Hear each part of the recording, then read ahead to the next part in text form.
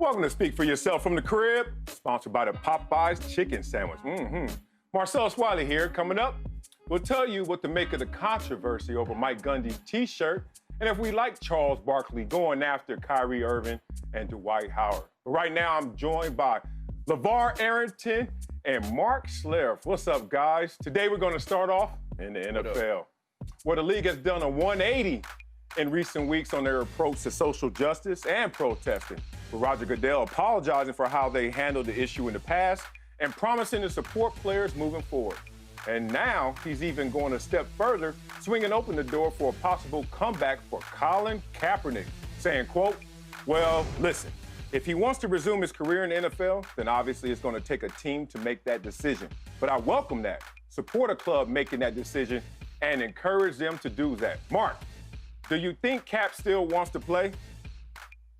Yeah, I think he still has a desire to play, to see exactly what he can be. I think there's so much movement right now in not only the National Football League, but in our culture in general. And I think that's a great thing. And obviously, Colin Kaepernick was a guy who started this movement. So I still think that he would like to play. I think he would like that opportunity. It just comes down to this for me. Are you willing to work your way back in? Are you willing to take a backup job or to have that, to compete for a backup job, that type of thing? And I think the other thing for organizations in general, and this is real for a lot of organizations, do you want your quarterback or your backup quarterback to be a guy that's having press conferences? And there's a lot of organizations that don't want that, quote unquote, let's just call it distraction. And so that's what makes it hard. So it's up to Colin Kaepernick. Like, if he wants to play, he's going to have to be willing, to start as a backup and work his way back in there. And I don't know if he was willing to do that in the past or not. I have no idea. But I do have a sense that he wants to play, that he wants to resume his career, and he's still plenty young enough to get that done. I say no. I think it's a no for a few reasons. First, let me start by saying, when looking at Kaepernick's situation, I believe he has a passion for the game of football. I believe he would want to, in theory, play football. But I think he now realizes and understands the magnitude of how big his brand is and how big of a figure he is. If we're looking at Colin Kaepernick today, I would not be scared to say he is actually the face that's connected to the civil rights movement of 2020. And so while he may have the passion to want to play, I think he understands how big he's become as a figure, and actually look at it from the perspective of, if he were to come back and want to play, the players who are advocating for him, who want him to come back and be on a team, nobody is talking about his skill level.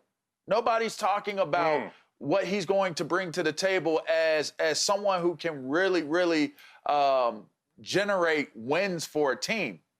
This has now become a sentimental, an example of winning versus losing. I think that the fans are ultimately really the ones that have to take a look at themselves in this scenario, because I think the fans make it impossible for Colin Kaepernick to want to continue to play football because of what he represents. He will not be a football player playing football. He will be a figure of winning and something that has represented the cause in a positive way, rather than being a football player at this point. And I don't see him wanting to take on that type of responsibility in the National Football League. I'm with LeVar. I say no. You got to remember that football, sports, is a means to an end. We all know that the shelf life of being any professional athlete is short in comparison to your shelf life of being a normal citizen, a layman, as they say. So Colin Kaepernick is running this calculation as well. I say no because incentives shape behavior. And as much as Colin Kaepernick is passionate about playing the game of quarterback, I'm certain of that. Being a quarterback in the NFL, I'm certain of that. I am not certain that he wants to come and risk what he is away from the game, which is greater than he could ever be playing the game. We've seen the best quarterbacks ever, whether it's a Tom Brady or a Joe Montana. You run down your list, your Mount Rushmore quarterbacks. Colin Kaepernick has put himself in a different space than even those great quarterbacks, the GOATs. This is a guy who's now been on the cover of Time magazine. This is a guy who could decline Oprah Winfrey's call. This is a guy who could take Obama's message and see if his calendar is open to attend an event. It's a whole different world for Colin Kaepernick, as predicted by Dr. Harry Edwards, his own advisor at the time, who now it seems like they're on the outs in terms of the relationship. But Dr. Harry Edwards sent the email to Roger Goodell, talked to Roger Goodell about making Colin Kaepernick a martyr. He said, don't do it. He said, make sure that Colin Kaepernick is always on the roster, because with his cause, with the momentum and energy that he possesses right now, you can't let him die on the sword of unemployment and being blackballed by the NFL. And that's exactly what has occurred. So now Colin Kaepernick runs that calculation and realizes that, hey, as great as I could be in it, I'm greater outside of it, being who he is, which is a person that is inspiring others for hope and a symbol of what everyone seems to be fighting for in this very moment. So running that calculation, I don't think he wants to play again. Well, I just keep seeing him from the workouts, the post, the workout that he had, the private workout that he had, that he does have that desire. And I would ask you guys this. There was a time in my belief system that he was more important to the cause as a martyr than he was as a player. But has that shifted? Has, because of the public and because of the protests, because everybody being on board now, and so many of the teammates and so many of the people, even the NFL, that maybe didn't really understand. So my thing is always this: do you listen to hear, or do you listen to respond? And I think most people in the NFL, myself included at times, listen to respond. And I think what has happened is the NFL and many of the teammates of guys like Colin Kaepernick and guys like Eric Reid have listened and actually heard. And so they're taking up the torch along with their brothers and saying, hey, man, we want to be in this thing together. We want to be the catalysts of change. So I would ask you guys, is he still more important to the cause as a martyr, or can he come back now because it has snowballed and now we've got a lot of people, black, white, you name it, all supporting the cause and trying to see effective change in this country toward equality? Yeah, I think in theory, he can come back and play based off of the logic you just presented, Stink. But the realities that surround Colin Kaepernick right now, there are so many different things that he has to take into consideration. Think about this. We haven't even heard from Kaepernick. There have been no quotes. I mean, he was very, very concise and very direct when he said after his workout, I've been ready. I've been working to be ready. Give me my chance. Stop running from me. He said it. We have not heard anything ever since this tidal wave of feeling remorse and feeling like we did Kaepernick the wrong way and we're going to try to make this right some way, somehow. We have not heard anything from him. So I'm taking the silence as, to me, the silence is, whoa, like this really could happen now. Like I could really end up getting an opportunity to play on a team. He has to take into consideration what that truly means. What does that mean for him personally if he tries to come back and play? Again, he came onto a 13-win football team and started. He didn't come on to rebuild. He didn't come from and play on a 2-win team. He didn't go to Cincinnati or Cleveland to try to create something. The 49ers were winning. So if we're talking purely football, Kaepernick was in the best scenario for a quarterback in his early days as a quarterback playing because of the team. That defense was one of the best defenses, period. You had Patrick Willis and Navarro Bowman and Alden Smith on that defense, Ahmad Brooks. You had some serious goons. Whitner, you Golston, you had some serious dudes on that team. I think we're failing to understand that if Kaepernick were to come back, we're looking at Kaepernick with the finest lens. We're combing Kaepernick with the finest tooths on a comb. And I think that if you see Kaepernick for what he really is as a player, then you're gonna he's gonna have to live with that. And I think people are gonna be a tad bit disappointed in what they see based off of what the skill level is and what his capabilities are. And I think that people are failing to have that conversation because the cause has become bigger than what his talent level and what he has to offer as a player represents. And I think Colin knows that, and he has to live with that, Marcellus. Man, pass that truth serum, bro. You are preaching right now in terms of separating the cause from the actual player itself. And I want to just talk about the arc, one hell of an arc from our own commissioner, Roger Goodell, in terms of, one, knowing that Colin Kaepernick sued the NFL, and then that turns into a quote that they're out of the cap business. And then that turns into apologizing to the cause, but not saying Cap's name explicitly in that same apology. Where that turns into now he wants Cap to get an opportunity, and he hopes a team does that because it's not on him. That's one hell of an arc right there, brother. So you got to remember, can this even occur? And if it can occur, does Kaepernick want it to occur? Not only because of who he is in terms of being a martyr, but also who he is in terms of being a player. What, 4 years removed? You talking about knocking the rust off. Good luck with that situation. And if I'm in Kaepernick's corner, if I'm in that room with him, I'm sitting there and I'm giving him straight, pure dope in terms of intelligence. I'm saying, Kaepernick, you're not unemployed. I know a lot of people say you are. We're getting that Nike check every month, brother. So you're going to be fine in terms of financial compensation going forward. Now let's talk about everything else that comes with this. You are in the legacy game. You're no longer in just the performance game on a field, on grass, on turf. Like, this world will forget about me. Like, my kids will keep my name alive and legacy, but in all things considered, I'm probably going to be forgotten in encyclopedias. Not Colin Kaepernick. And if someone is properly advising him, they have to protect what he's already earned in terms of that legacy and reputation.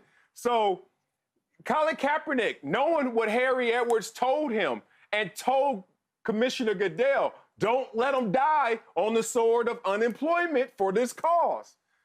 Colin Kaepernick has detonated a couple situations intentionally. Whatever you want to call it, with Nessa's tweet to Baltimore, whatever you want to call Pete Carroll talking out of both sides of his mouth about Cap being a backup but being a starter, but he has Russell Wilson. Why are you bringing him in if you already got Russell Wilson?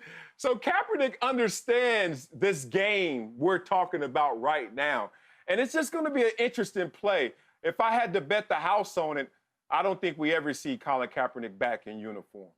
Coming up, an Oklahoma State star went after Coach Mike Gundy's politics yesterday. We'll tell you what to make of the controversy next.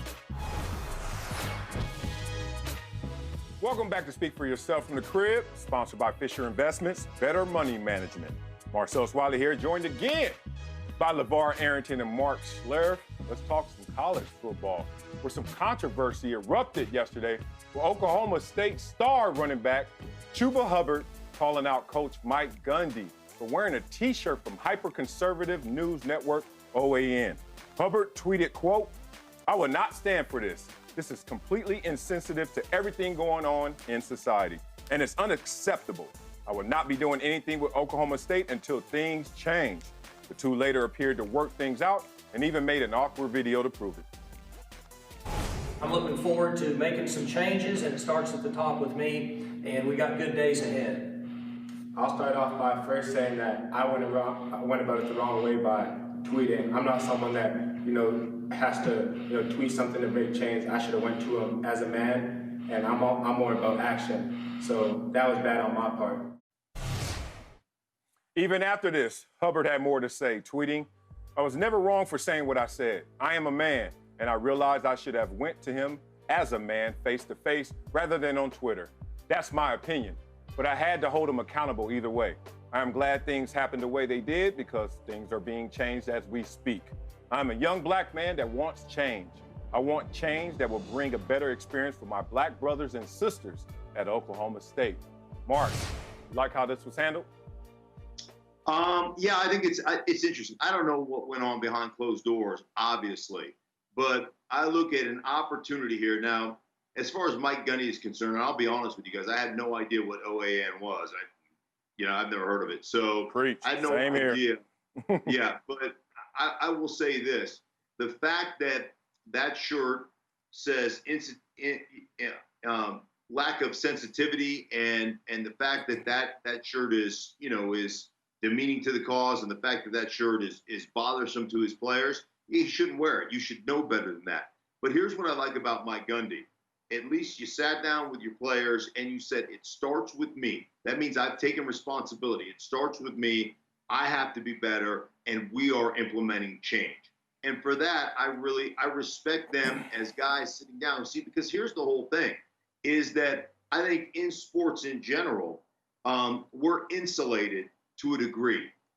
Black, white, doesn't matter. We're insulated to a degree because we live in our little bubble, and we are tight, and we are friends. And think about this. Hubbard is a guy that's a really good player that could have gone and been drafted fairly high, right? He chose to come back to Oklahoma State. So Mike Gundy must be doing something right for him to choose to come back into that environment. The fact that they can sit down and have dialogue, listen to one another, and then say, Mike Gundy say, hey, man, I'm making changes. It starts with me at the top. I think that's great. And isn't that the way we really should handle all our issues and all our business? So I really don't have a problem how this went down. I've heard a lot of people calling for Mike Gundy's job. At least he recognizes it and moves forward with his players and makes, apparently significant changes that are okay with the players. Yeah, I don't like it. And I say I don't like it because where I sit now, it begins to become this disingenuous approach to what is going on with the climate of our culture. I think that this is one of those deals where the kid should have went to the coach, and he says it. The kid should have went to the coach. This should not have been a video that was being shared out, and I'm gonna tell you why. There's a bigger deal here in terms of when you look at where Chuba is in his career. He's not going to win the Heisman. Let's be clear on that. You got Fields and you got Lawrence. It's a two-horse race. So we can throw the adding Heisman candidate. That's nice. I was a Heisman candidate. I knew I wasn't going to win it. There's a dude named Mike Vick and Ron Dane that was playing. Anyways, I digress. But I was on the list. So he's on the list. I mean, that's fine. But here's what can happen. While doing what he's doing and feeding off of the current energy of what's going on, instead of being impactful, organizing, well thought out, getting the support, and not just the support from your teammates, getting the support from what you mentioned as a place where you want your brothers and sisters to have an amazing experience at Oklahoma State. Employ your community, which is Oklahoma State. That's your color. Orange and black is your color as it applies to the issues you're dealing with right now at your school. So to me, I thought it was a tremendous miss because now in doing something that you feel is right and is falling in line with what the consistent messaging is going on right now with Black Lives Matter, I understand that you are standing for good and standing for cause and purpose, and I appreciate that and I like that. But take it a step further while doing that and say to yourself, wow, I am an Oklahoma State Cowboy. What does that mean to me and what it is that I am representing right now? Do I want to employ the Asian students, the Indian students, the European students, the African students, every single race of people that attend your institution? So to me, this was bigger. This was bigger than just saying, okay, you wore a shirt that offended me. If you felt like there was some tremendous racial insensitivities and issues that civilly needed to be addressed, I think that this would have been a better cause or a better approach by hitting it head on and not just jumping on social media and putting it out on social media. We know who Mike Gundy is. We've heard his rants before. We've heard him say things that, about COVID and the players coming back. We know exactly who the coach is, right? So now this kid actually puts himself in a compromising position, and I really don't know that it was worth him compromising himself the way that he did. He could have been much more impactful in the way that he approached it. Do I like how they handled this controversy? Let's just, for starters, on a lighter note, next time you do one of those awkward videos, the tandem duo hostage kind of videos where it's already scripted so it doesn't come out genuine, let's not highlight boy culture in the background. Like, to just look at that video and I see boy culture, I'm like, golly, if that's not the greatest Freudian slip I've ever seen. Anyway, let's get to the real issues at play. And I think there are 3 issues at play. One is player empowerment. One is freedom of expression. And one is just simply likability. Let's start with the first one, player empowerment. Something about this is so encouraging and so unnerving at the same time, that a player, a star player, felt that his voice was so mute in the moment, muted in this situation, that he had to go get the avalanche of Twitter and that criticism to pile on coach so that he could be heard. Like, there's no other way that he felt in that moment, being a star, that his volume would be received unless he made it for public consumption. That's interesting there, because we've all been in that situation before. I've been undressed before by a graduate assistant. And in football, because it's militaristic, that whoever has the most stripes in terms of coaching staff, they're right, even when they're wrong. A graduate assistant, I'm like, dude, you just were on a team last year and you didn't even get any burn, and you now over here undressing me just because you're a coach. That's a hard place to be when you're any athlete, let alone a star athlete, your voice not being heard. Let's talk about the second one, freedom of expression. Tricky right here, man. We are now in this delicate place where you can't coexist unless you have like sensibilities. And I don't like that. Like, the same latitude and freedom I want is the same I have to give if I'm going to receive it. So I know I've represented a lot of bad things before as a player.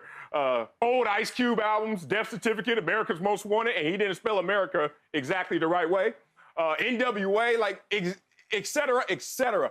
I could have been in a position where I'm infringing on someone else's sensibilities and rights just because I'm repping what I like. And I mean no harm in that representation. So that's interesting there. But the last thing is really likability. It's crazy how a Dabo Sweeney can wear a Football Matters t-shirt, and then Trevor Lawrence and other players come to his defense and it's swept under the rug. But then you get to Coach Gundy, they didn't sweep this under the rug. They went at him, and he had no one defending him on his own team, which lets you know they were mumbling about him before. They just don't like him, and they use this as an opportunistic moment, not mad at it, to make sure that he got the message that no more of the same Coach Mike Gundy that stepped in this place before is going to be accepted going forward. Yeah, well, I'll go back to the one thing that I do like. When we have differences of opinion and we have issues, between us that we need to address, the fact that we can go in together and have a conversation and that we can make adjustments. Now, we'll see what those adjustments are going forward, but the bottom line to me is at least we started the conversation, right? And listen, as new information is presented to you, I've had a lot of opinions in the past as a younger person, football opinions and things of that nature, that when I get new information, I'm entitled as an intelligent human being to change my opinion. But I can never change my opinion if I'm unwilling to listen to somebody else's opinion. And the point being is, at least they came together as a team, coaches and players, and they had dialogue. They had a talk. and they came out of that saying, hey, man, I need to change, and, we need to move forward with this thing. So to me, that's where it starts. And, and that's a great, to me, that represents where we are in this country right now. We need to listen to one another, and we need to start to make some effective change toward equality. And I can't be angry about that. What I see as problematic here is that in that effort that you're speaking of, Stink, it now embarrasses the coaching staff. It now embarrasses the school. It embarrasses that school's community. And now they are forced to answer questions that they're not necessarily tied into. I know this for certain because I went through the Penn State scandal. I lived through all of the hate and making us all guilty of breaking the laws and turning blind eyes as if we were the ones that were doing this. And we weren't.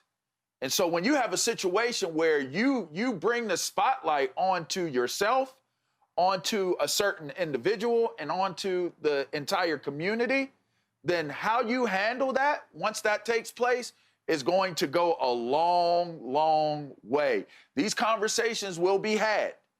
People will move on from what took place with this Twitter situation and what he put out there and what he felt, the apology that was issued. They will move on from that, but they won't forget it. They won't forget it. And so in looking at what takes place, the kid may have an amazing career and there's nothing to be said about it. He goes to the National Football League, everything works out great.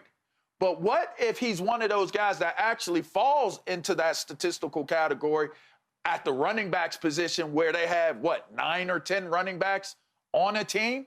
If you're thinking that they don't feel a certain type of way about what was said and how it was done and the actual contesting of authority, a coach does not view anyone as his equal as it applies to coaching staff or players, all right? Or even medical staff or anybody else that falls under the reign and rank of the head coach. So now that has been challenged publicly. And I don't see that being something that they will just let go. Let him have a 20-yard game with 15 carries, right? You don't think that they're going to grab another running back the next week and give him more carries and give the kid less carries?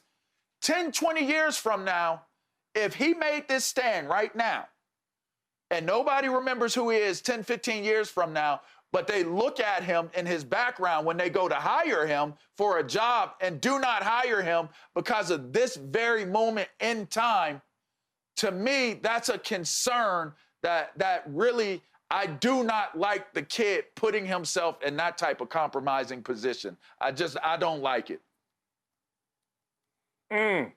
Yeah, I mean, look, let's be real. We all know he got gassed up because of what's happening right now. Like 2 months ago, the kid has to handle this completely differently. And that's probably a net positive, but at the same time, there's still lessons to be learned in terms of how you deal with it based on how you feel, not based on external circumstances controlling you. So it's a little herd mentality. And, you got to remind people that most people in the pyramid of success are at the bottom. So be careful if you always run with the pack and just go with the flavor, because it has to be something that's sustainable, even though I know that this is a net positive.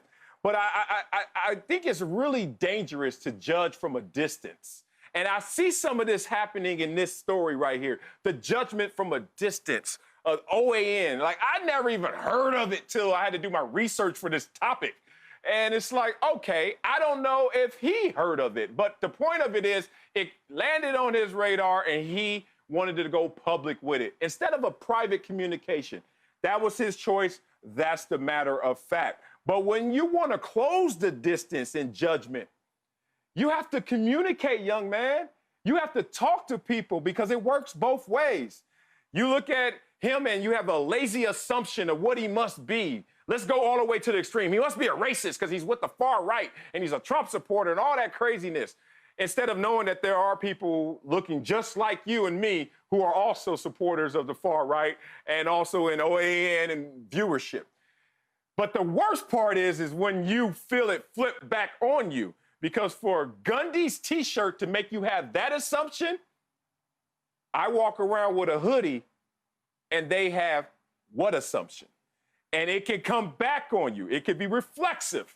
And we have seen people, unfortunately, die because of lazy assumptions from a distance and not wanting to close that gap in communication. Be careful what you are seeing and, more importantly, what you're telling yourself based on what you're seeing. Coming up, Charles Barkley just went after the NBA stars who don't want to relaunch this season. We'll tell you if Chuck went too far. Next! Welcome back to Speak for Yourself from the Crib, presented by Hyundai. Marcel Swally here, joined now by a couple of Fox NBA analysts, Slick Rick the Bucher, and the end of the Cold War, Chris Broussard, is on Speak for Yourself. Oh, Lord. This is a beautiful day in the neighborhood. All right, let's talk some association right now. Where Kyrie Irving and Dwight Howard made some noise this week, declaring that now is not the time to relaunch the NBA season because it would interfere with pushing for social justice. Well, Charles Barkley just went off on the two-star, saying it will be stupid not to play and will be a catastrophic mistake, arguing that the visibility and money from the NBA season would actually help push for change. Chris, do you like Barkley calling these guys out? Well, I agree with Charles in that they should play this season. Where I disagree with him at is in the way he just dismissed their comments like they were idiotic.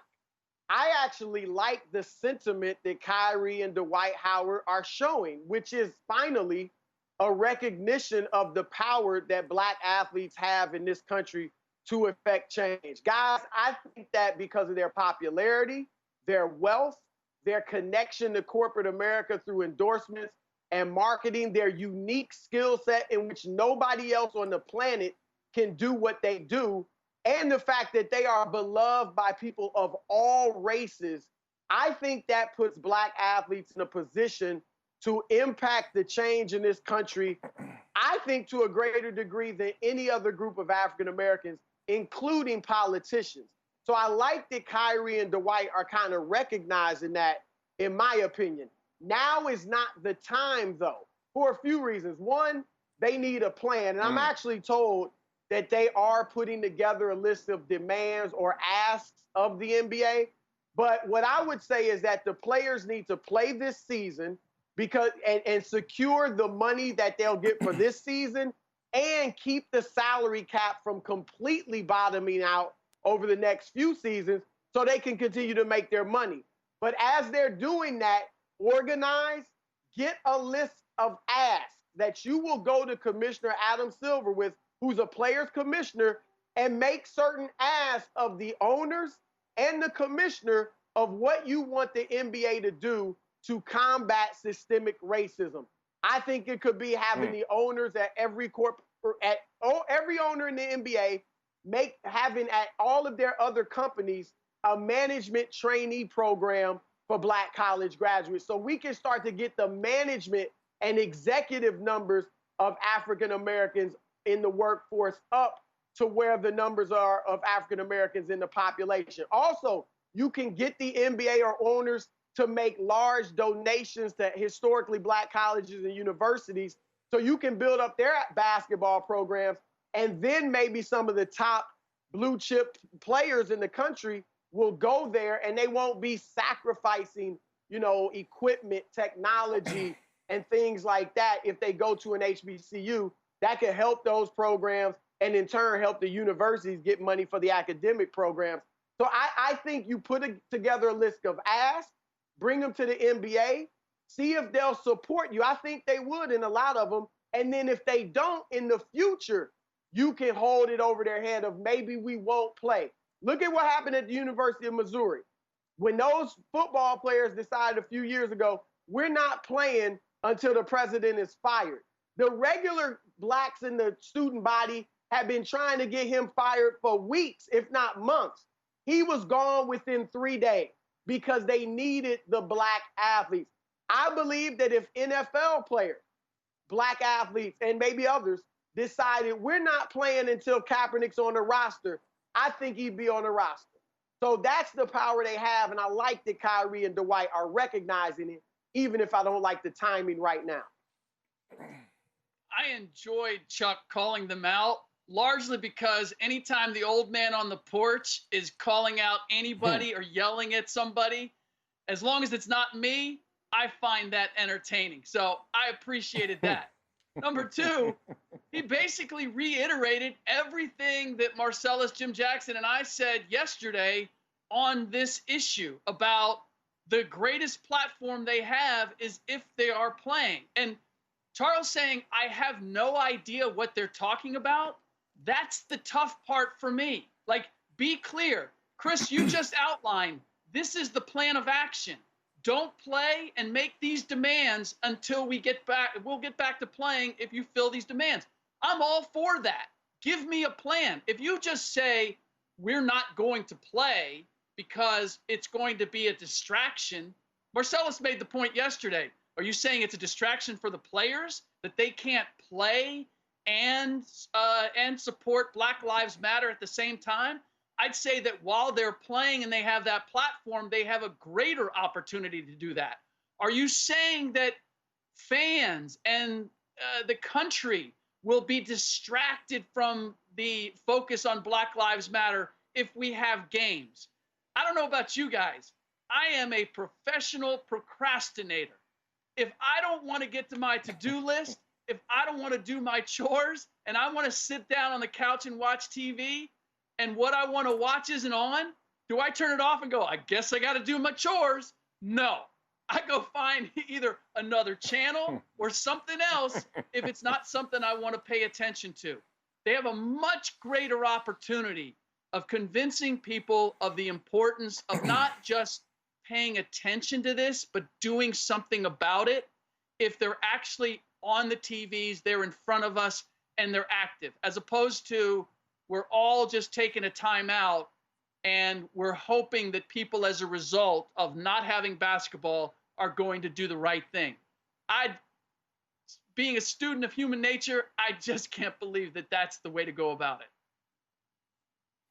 Yeah, I just want to say I'm with Chuck, except the whole stupid part. Like, look, if they're stupid today, then you're dumb tomorrow, and then we don't really get anywhere. Now, talking about their plan, saying it's pointless or aimless, I get that. I can hear that because I don't know where the rubber meets the road in terms of their plan. I know where they are emotionally right now, but I don't know where you are in terms of plan. And last time I checked, when Colin Kaepernick came out with all of his emotions and what he was feeling, the chapter 2 is where we really were left wanting more. And you got to have that chapter 2. You got to finish writing whatever that plan is. So give yourself some time, youngsters, in terms of doing that. That said, man, like an attempt at an alliance before your adversarial can be advantageous. Like you can extract a lot from the resources around you, including your platform, which is going to give you money and it's going to give you the influence. You guys don't play. If the NBA doesn't come back, $1.2 billion gone from people that look a lot like me. Woo, that's really affecting the economy and affecting the opportunity for change. And it's kind of bad in this world, this climate right now, that guys have $1 million jobs.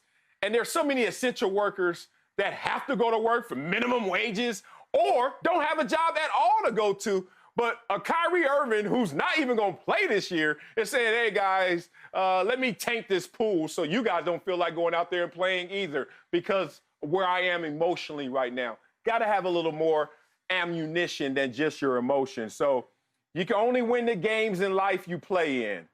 You can't win it from the outside pointing at the game. You got to get in there, you got to get dirty, and you got to come up with a plan of action. Look forward to hearing that from these young guys. Coming up, the Cowboys and Dak are still working on the deal, but is the damage to their relationship already done? Find out next. Speak for Yourself is presented by Hyundai. I'm Marcellus Wiley. Time to welcome a Pro Bowler, former Pro Bowler and Dallas quarterback, Steve Berline. Let's go to your old stomping ground, Steve, in Dallas, where the Cowboys and Dak Prescott still trying to work out a new deal, but if they can't come to terms by July 15th, Dak will have to play under the franchise tag.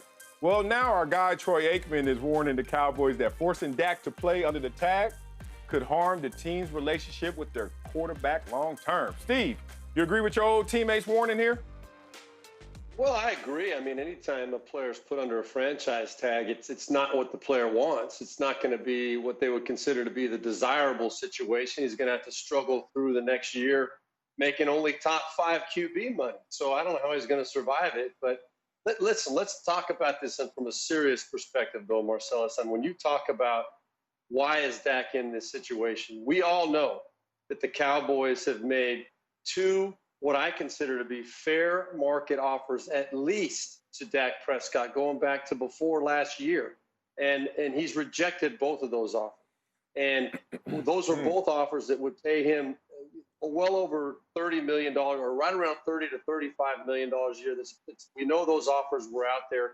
He rejected those offers. Those numbers, in my opinion, were very good numbers for him. He's asking now to be paid as the best quarterback, the top highest paid quarterback in NFL, or at least right up there with the top 2. I don't know if anybody's up there at that $40 million yet or not. But the bottom line is, I don't believe he's earned that privilege to be paid at that number.